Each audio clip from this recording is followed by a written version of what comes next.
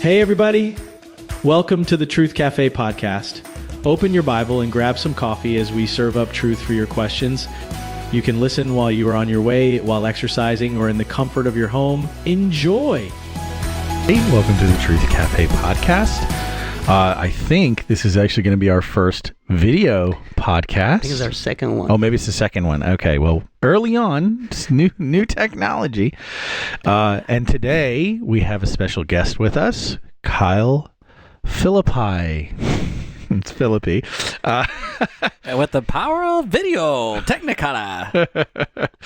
So we're really glad Kyle has been here with us. He preached today, and we're going to take some time to unpack a few thoughts and ask him some things that are going on in the ministry and in his life. So we're really glad you're with us, Kyle. Thank you for being here.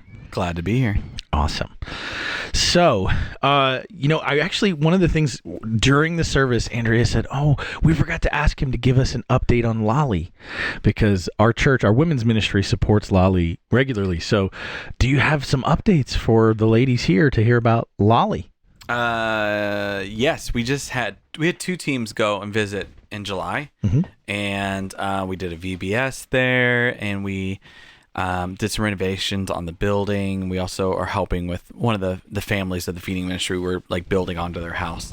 Awesome. But so they had a great time there with them. And I don't have much of an update as far as they're doing more of what they're doing. What they've been doing. Yeah, they're still going. Keeping on. Yeah, that's awesome.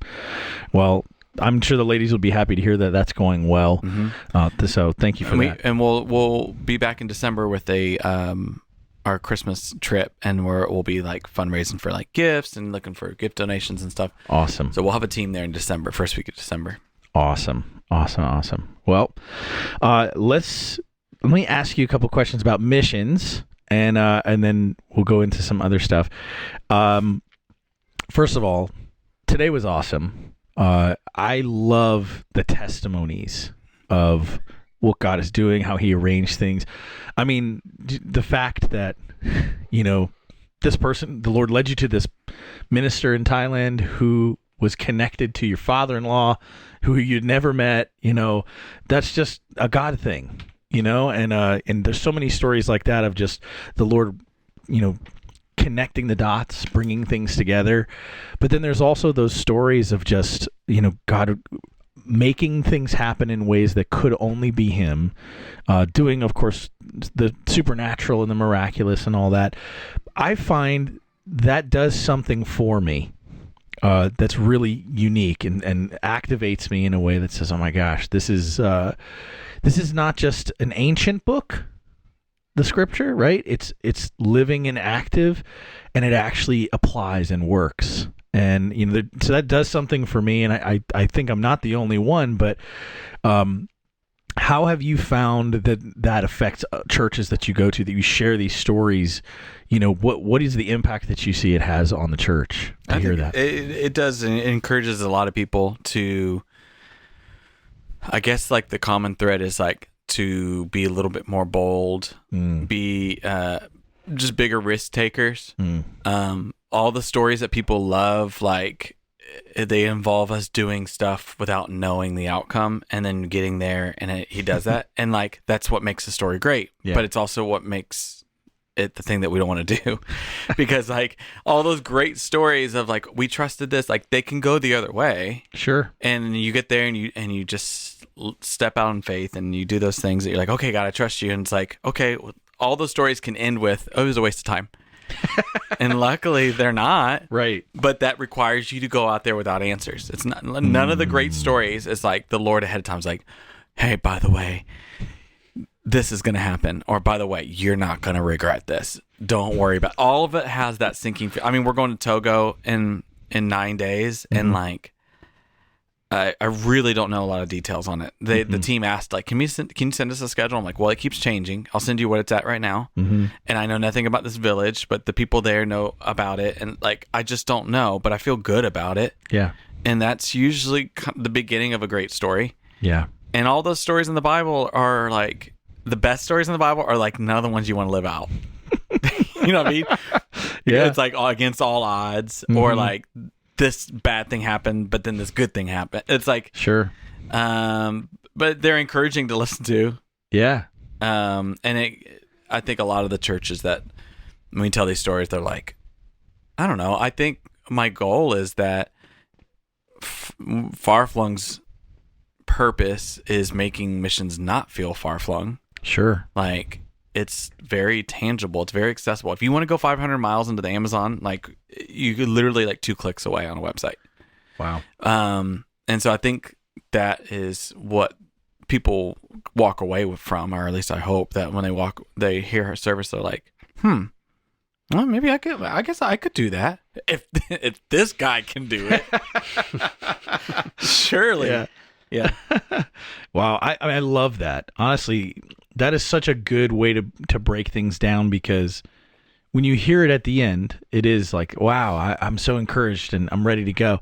But then when you are put into that situation, you're like, this is too risky. I don't like this, but you kind of have to recognize, okay, this is how that other story that ended well, this is how that story started. And I have to trust the Lord through this. And of course, I mean, using wisdom and asking for his leading, and, it's not just, taking a leap without the Lord saying, come on. But he doesn't always tell you how it's going to turn out. Yeah. Right. And so you have to usually trust the bottom falls out before it comes to, Yeah. Before the climatic ending. Yeah. Like, he's like, hey, let's reach all the way to the bottom of the barrel in exhaustion or Wow. getting lost and those things. And it's like, okay. But usually once you get to the bottom of the barrel, you're like, well, I know how the rest of the story goes. Yeah. So we've made it. Like, okay, all right, it can only get better from here. Yeah. I mean, and it's happened so many times for you guys. Like, it's not just you've got 1 or 2 stories. And how many years have you been running? 15 years of Far Flung Tin Can. And it's not just you got 1 or 2 stories that you keep, we're going to harp on that story to really what the Lord make did 12 years ago. Yeah, just to make sure people, get that good feeling and they still want to go. No, it's happening all the time. And the Lord is showing up, in these really miraculous ways, and just arranging things in such a special way. It's part of how missions ministry is meant to go, I think. And I love that about Far Flung, because, I mean, first of all, I love that you guys are aiming for the one that's not just a easy grab, and an easy number to add to the tally of, these are the souls we've reached. The low-hanging fruit. Yeah. I mean, it's like, no, we're going to the hard-to-reach place because they've never heard Jesus, and they need to be brought the gospel, the good news. That's how it should be. I think that's how it was always meant to be. And, last time we did this, you were here, we talked about risk. We talked about, some of the situations where people would say, oh, that turned out bad, and maybe they shouldn't have been there. And, and I get asking the question, but I kind of think, first of all, you brought up the fact that so many leaders in the scripture, right? So many of the New Testament leaders, the apostles, they were martyred. Mm-hmm. So we can't look at martyrdom as failure. Mm-hmm. That would be unbiblical, right? But the risk that we kind of feel like we want a low-risk missions trip. That's so just not the point. It's almost like you got to accept the occupational hazard of being a Christian. And I don't mean red coffee cups at Starbucks around Christmas and, or whatever. That's, to me, is not the kind of persecution that's we're talking about. We're talking about real risk to your life, to your family. And is Jesus worth that? I think it's something that, especially in the American church, we don't really talk about. And it is, we all need to come to the conclusion that it is worth it, that he is worth it. And maybe when we do that, we'll say, you know what? I am willing to take that risk. I am willing to accept that as an occupational hazard for bringing the gospel to those places where people need it. So those stories, I love the way you phrase that. You frame it in such a way that it's like, yeah, you come out of the service, you're so encouraged. You're like, yeah, God did that. That's amazing. And it's true. But now what's posed to us as a church is, okay, you've only got half the story, and it feels like you're standing in risk. Are you still going to walk with the Lord through it? you know? So that's amazing. There's no question at the end of that. There's just appreciation. You want me to answer it anyways? Yeah, sure. Respond if you'd like. I think it's fun that we get to go into it not knowing. I think it would be a little bit boring Sure. if he, laid it all out there, and Yeah. so I enjoy it. I think if the Lord was able, if he goes, hey, I'll let you know the end chapter of this Togo trip now. I don't know if I would necessarily ask for it. Yeah. Because I kind of want my expectations as high as possible. And so I'm just like, if he told me, hey, 4 people are going to get saved, then it'd been like, Huh. I don't even know if the 4 would get saved if he told me 4 would get saved, because my expectation would be low. But now that I don't know, if I think anything's possible, it probably is. Right. So, Wow. What you have cultivated a trust in the Lord at this point in your life. You've spent years cultivating your trust in the Lord to that point. How do we do that? How would you encourage people who are not where you are, because now you're inviting mystery. mm-hmm. What you're saying is, I don't want to know. I want the Lord to know. I want him to surprise me. Right. That's a part of the joy of it. Where most of us on the other end are like, no, I really like a roadmap. I would like, I want all the details, and then I'm going to have to sign off on it at the end. Right. Which is wrong, really. But my point is, how do we get to where you are? I mean, you got to take the first couple steps off, like a smaller cliff. Sure. And I mean, like, eventually you realize, like, the net's down there. Mm-hmm. So it doesn't really matter how high the jump is. Yeah. So, like, take a couple small steps off the small diving board, and you're like, oh, okay, he got me. And then eventually you're like, I'll jump out of a plane. I know, you know what I mean? So, but you do have to take a certain level of risk, and maybe that's going on a trip. Sure. Where you're like, I don't know if I can do this. Right. Or, whatever it is. Yeah. You take enough risks and trusting him, then you just, all of them, he does the impossible. Someone was talking about like with miracles and stuff, like, do we trust God to do this big of a miracle? I'm like, well, impossible is impossible.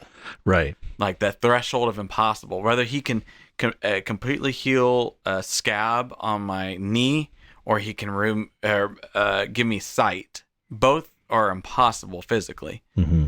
So it doesn't really matter how impossible of a thing he does. Right. So you just have to start believing that he can do whatever. And it's not like, it's like, can the Lord immediately heal a scab on your knee? It's like, I don't think he's like, okay, I think I can do that. And then he's like, can you heal my eyesight? And he's not like, ooh, this is a bigger magic trick. That's bigger. Yeah. It's right. You know what I mean? Like, and once you pass, impossible is impossible. So same thing with like the risk. Like, once you realize you can take small risks with him, there's really no difference in taking big risks. Wow. Yeah, that's so interesting, the way you put that. So when you think of someone who's going through something, a situation personally, in their marriage, with their children or finance or whatever, and they're waiting to see God move, and they're maybe discouraged, and they're saying, well, I believe you can do impossible, but I'm kind of like disappointed and hurting and struggling to trust. Mm-hmm. How can I end up on a trip, if I'm waiting for this miracle and not seeing it, and I'm discouraged? How can I have the faith and trust in him for a trip like this?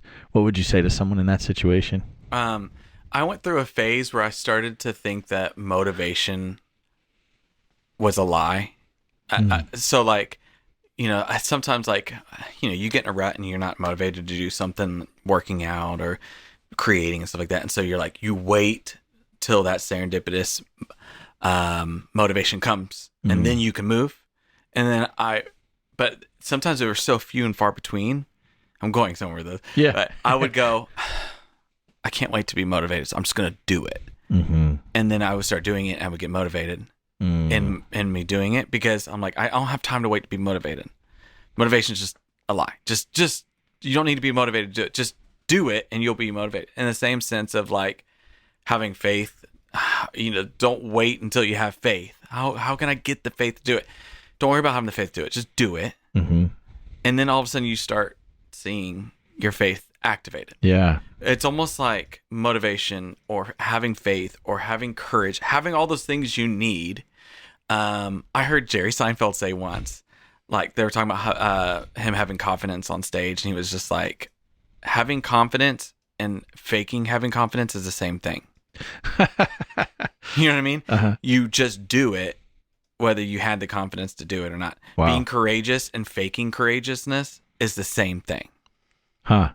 So in other words, do it even though you're afraid. Just do it. Mm-hmm. And you're like, I don't have the faith to just do it. Yeah. Just do it. And then it'll all line up. Yeah. You know what I mean? And rather than waiting on the supernatural thing I need to do to muster up to do the thing, just do the thing. Yeah. And so when I am when I'm speaking in like other countries, like when I'm in a village, a lot of times my strategy and like when I'm speaking and I'm gonna like pray for people, like if this is like a church setting in a remote jungle or something like that, or even if I'm like speaking to the masses.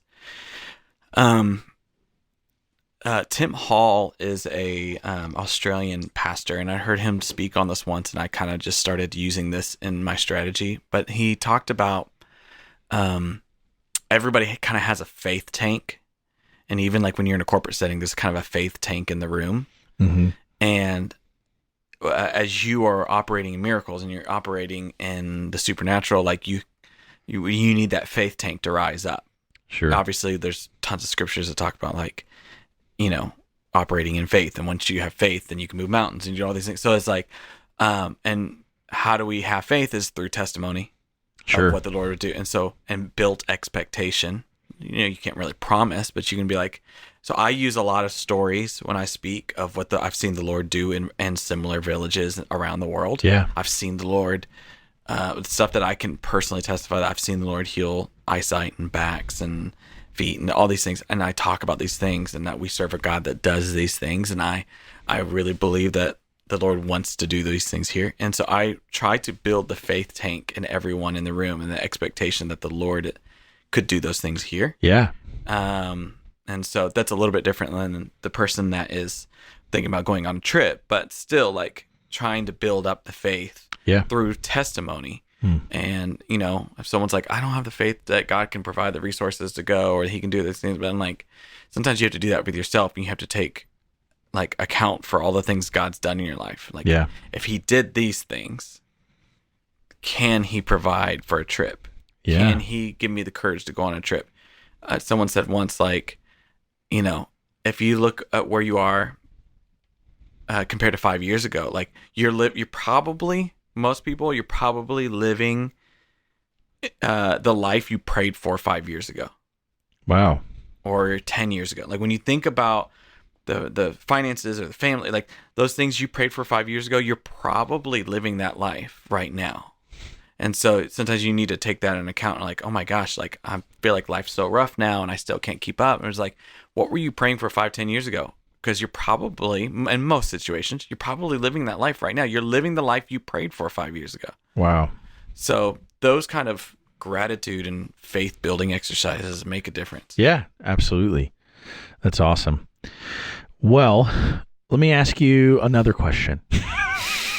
Pastor H, do you have anything you want to ask? No, I'm just enjoying the ride. Yeah, and Pastor H is working out the kinks on some of the technology aspects of this, which he's awesome at. We really love you, Pastor H. Thank you for everything you do. So, I mean, we've talked about so many things. I don't know if we ever talked about the children's show on the podcast. Probably not, because we weren't working on it last year. But that's something that really big, and you announced today about TBN picking it up, and which is awesome. Which I didn't know Yippee TV was their thing. Yeah, but we have Yippee TV for our kids, and it's awesome. Know? We didn't know it was TBN. Yeah, their parent company's TBN. Yeah, that's cool. I didn't know that, but that's awesome. I mean, we want that to get attention and get success. I mean, a children's missions curriculum is. I think you probably are the first one to ever do that. Maybe. Right. Children's curriculum for, Bible curriculum is really just that. It's focused on biblical principles. And just things like kindness and sharing, and Jesus loves you, and those are all good things. I don't think I've ever heard of a children's missions curriculum ever. So you might be the first, to my knowledge. Well, I think most people are under the impression of like, well, kids aren't going to go on a missions trip, so why would we do missions curriculum? I'm under the assumption of like, why would I wait until they're of the age of traveling before I express its importance? Yeah. Imagine like you waited till they're 16 to tell them about Jesus. It's like, what a mistake. Right? Like, oh, by the way, this important thing, they should know well before they can go that, hey, this is a thing. Because you got to think. So we're like, we think it's so important. It's the Great Commission, but we're not going to really talk about it till they're 16. We're like, hey, now you know about this. So we think that you should learn and get those principles of the Great Commission well before they can go anywhere, so that they can long for that and the Lord can speak to their hearts. And we've recently been talking about establishing a VBS program that churches can buy, and we're puppets too. We're on the verge. We're on the verge of. We're trying to figure out the practicality. Yeah, for sure. Lots of videos and of our characters doing stuff that interact with, the people running it and things like that. That's awesome. Out. For anybody who doesn't know, the Far Flung children's curriculum has puppets. The characters in the show are puppets based on the actual people in the ministry. Yeah. So Gary, who's this bodybuilding, he trained for the 96 Olympics as a weightlifter. So he's like built, right? He's a rhinoceros. His puppet's a rhinoceros. The puppet's actually bigger than Gary. Human. It really is. That's awesome. Yeah. So, the characters are real, on some level, they're real people, and they represent real people who are doing real missions work. Even the missionaries, we got them all mics and setups, and they do their audio like in the Arctic in Mozambique, and we get on Zoom and we give them the script and we kind of coach them on the lines, and they voice their characters in the remote places of the world. That's so cool. That's cool. So these are not just fantasy characters made up. These are real people, and many times it's stories of things that really happened in the missions field. So there's a ton of value in this, and anybody who is interested in maybe looking for something to give their kids, we're always looking for something to show our kids. So and you can get all the episodes on YouTube. Awesome. Or Adventures Yippee. with Far Flung or Yippee. Hey, we get a little cheese, a little cheddar. If you get it on Yippee. Yeah, if you want to support Far Flung Tin Can a little bit more, Yippee. That rev share going. Honestly, Yippee is totally worth it anyway. I'm not trying to... we don't get any kickbacks from saying this. Today's episode sponsored by Yippee. But we definitely... My wife and I have enjoyed letting our kid... We can put that on and not be worried about what they're seeing, and that's been great. And if all the Veggie Tales are on there, like all the old ones, the really good ones with the Bible stories and stuff, like those are great. So if you're looking for something, Yippee's great. But Far Flung Tin Can, Adventures with Far Flung Tin Can. And we shoot these too. Like we shoot a lot of them here, but we shoot these around the world. Like we're doing a making of episode of just like the craziness of shooting these in remote places. And two things that have happened that are funny. So one of them was, again, Gary the Rhino is bigger than actual Gary. He's bigger than a bodybuilder. And we had this huge box, and it was like the size of like a washer. And we were coming back through customs in Ecuador, and they were like, "What's in the box?" And I was like, "A giant rhino." And they're like, "We're gonna have to go through it." And I was like, "Okay, it's a giant rhino puppet." And they opened it, and they looked at me like I was insane. Like, "What is this?" I said, "It's a rhino puppet." They're like, "Put it on." So I'm like wearing this because you got to get inside it, right? And I have video goggles.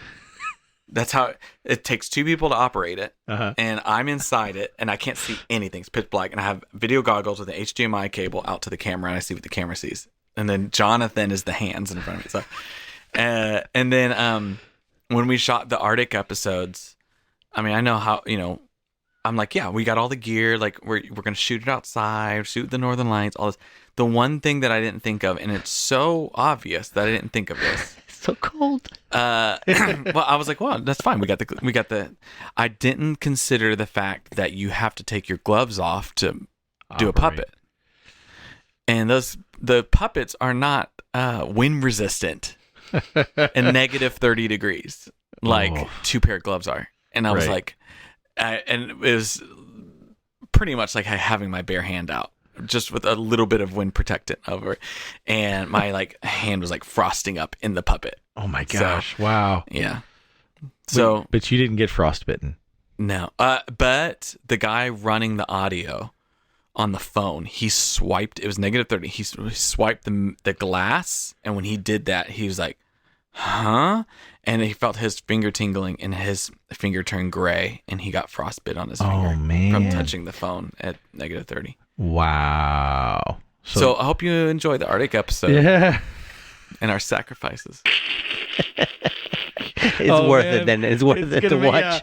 We're going to be watching that thinking about somebody and we're like out on the frozen ocean where there are polar bears living, and we're out there with this polar bear puppet, and I'm like, this is how we die.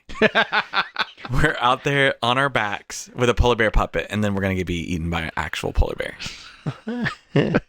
I mean, it's only funny now because but it was a legit, like, we had to have one person looking for polar bears as we did it. Right. Wow. Polar bears are smart enough that they know that their noses are black, and as they hunt their prey, they cover their nose. That is true fact. I did not know that. They're the only animal that looks at humans as food. Right. Well, and pretty much when you live in that temperature, anything, you have to eat everything to survive, right? Yeah. Wow. Okay. Well, let's talk about some other stuff. Kyle and I have been friends for a long time. 20 years. 20 years. Has it really been 20 years? Oh my gosh.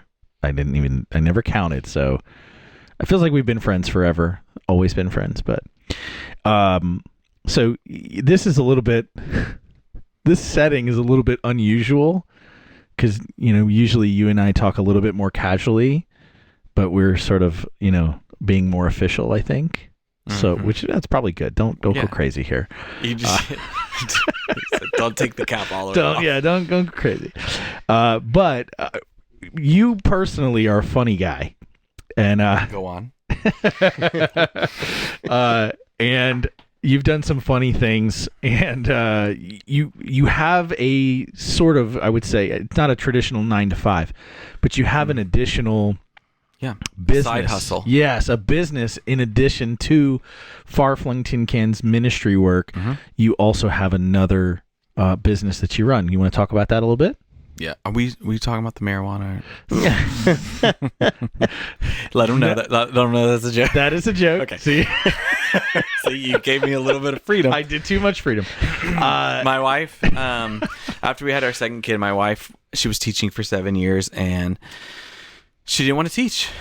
And I was like, if you give me time, I think that I could do social media like TikTok, and it won't take away from Far Flung. I can do it after hours, 30 minutes a day, whatever, and grow the account and make up for your teacher salary. Has it worked? Far above her teacher salary. Awesome. Yes. So it's been a very good side hustle. That's awesome. TikTok and Instagram, just post nonsense and silliness, and it works. It's getting attention. Yeah. So let's talk about what are your biggest, I guess I'll call them bits, sketches, skits, recurring. Yeah. The one that people probably know the most is something we call DoorDash Productions, where we call a DoorDash, and they go to hand us the food, and we put on an entire Disney or Broadway production with full sets and costumes. And sometimes, like the last one, we had a Broadway cast join us. That's awesome. And so it keeps growing. We're doing one next week. And so that one's a known one. Also, I do one called Unnecessary Presentations, where I put together a PowerPoint for Marion and her friends of things that I would just feel like the world needs to talk about. Usually it's a hot take. A lot of times it's not even like how I actually feel. It's just a fun hot take or conspiracy theory or something really funny, and I'll just sell it. Yeah. And then a lot of people chime in the chat and stuff. So I have one of those actually. I heard about this as a game, like a living room game where you come and you make a PowerPoint presentation about something that really just doesn't matter. Right. I have one about laceless shoes. I think laceless shoes are superior to laces. Because of look or because of convenience? Both. It's barbaric to have to tie your laces. I bet you every 2-year-old would agree with you. Well, let's Velcro. Are you pro Velcro? No, I'm not pro Velcro. But I am anti-lace, and so if it's going to help the cause. Yeah, he's currently wearing. That's correct. Pool shoes. They are not pool shoes. All right, now we are on video. Look, this is why an advanced shoe. This is why video podcasts are important. What's that smell? Oh, what the smell?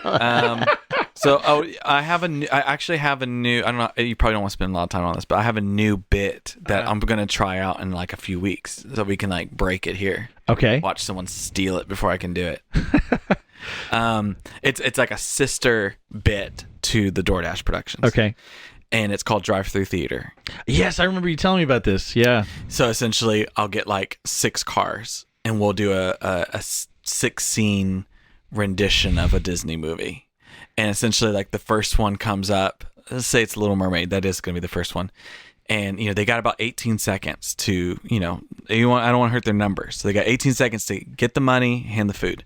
So the first car is like King Triton and Sebastian. He's like, "Where is Ariel? She was supposed to be here." He's like, "I'm sorry, blah, blah, blah." And then it's just like the person at the drive-thru is probably like, "That was weird."